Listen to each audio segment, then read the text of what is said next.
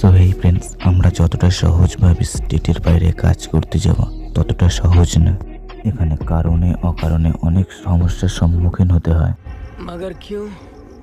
এখানে আমরা অনেকেই থাকি যারা ইলেকট্রিক বাইক বা স্কুটি নিয়ে ডেলিভারি করে থাকি। এখানে আমাদের ফল্ট না থাকা সত্ত্বেও আমরা সমস্ত নিয়ম মানা সত্ত্বেও अच्छा ठीक है। আর এখানে পুলিশেরা অকারণে আমাদের উলুগুলো নিয়ে নিল। আমরা যারা বাইরে থেকে এসেছি hey Bengali going to Bengaluru.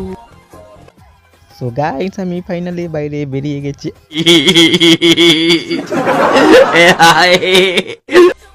মানে স্টেটের বাইরে একটু ঘুরতে যাচ্ছি, যার কারণে ট্রেনে তো বোরিং লাগছিল, তো ট্রেনে কিছু বদমাশি করবো না এমন হয়।